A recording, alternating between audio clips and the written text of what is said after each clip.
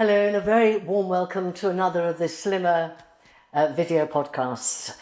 Today, I want to talk to you about self-compassion because you're probably experiencing every now and again some setbacks in life and in progress. I mean, we all do, and I think as we get older, there are possibly more of them. And if you're on a weight loss program, of course, there will be setbacks, just as there are when you're learning anything new or doing anything new. And the important thing is to be kind to yourself, and it's easy to forget that. Sometimes we use quite brutal language to ourselves. We say things like, oh, you idiot, or you fool. And I think that's not a good idea, because that sort of reinforces in your brain that you don't think too much of yourself. It's negative and it can get you down. So don't do it. I mean, as we get older, as I say, there are things to be negative about, and often we're thinking things like, oh, my knees aren't what they were, or I can't run as fast as the children, or whatever it may be.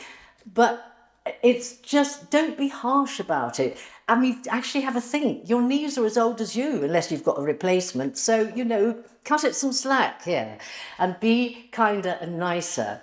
One thing that might perhaps have even surprised you if you're on a weight loss program is that you're more critical of yourself now than you were before you even started losing weight.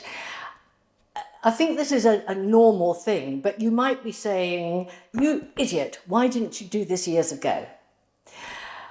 Well, we can't change the past, we can only change how we view it. That's the first thing. Secondly, you couldn't have embarked on this particular program years ago because the drugs weren't available then, were they? So cast your mind back to times in the past when, perhaps you have failed at losing some weight, or indeed in any other task that you were learning and you had various setbacks. Cast your mind back. Were you willfully doing the wrong thing? No, of course you weren't. You were doing your best as you saw it at the time.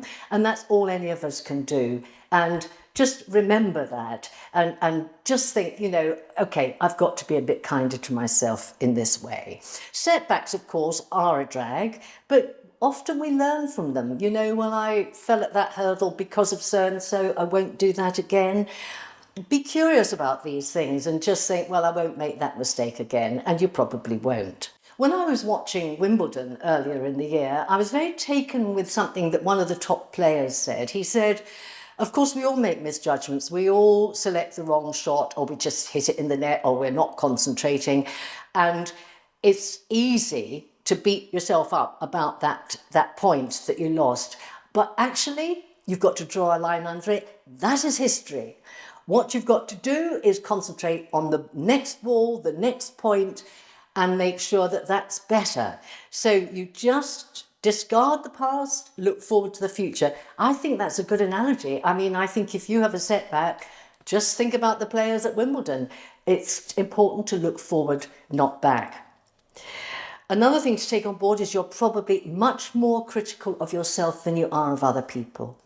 And I think you have to ask yourself, why would I be harsher on myself than the people I love most in the world? Why? Does it make any sense to you? Do you think being harsh on yourself is actually going to help you? Probably not. So just, if you do nothing else, try and at least be as decent and kind to yourself as you are to other people. In terms of setbacks, if you want to learn from them, one thing is to make a list of the setbacks.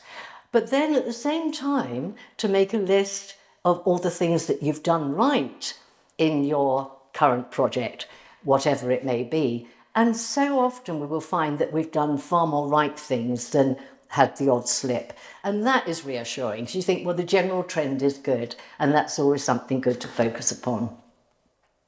Finally, there's a lot of research has been done on the need for self-compassion in terms of good mental health. And this is important, and I'd like you to take particular notice of this.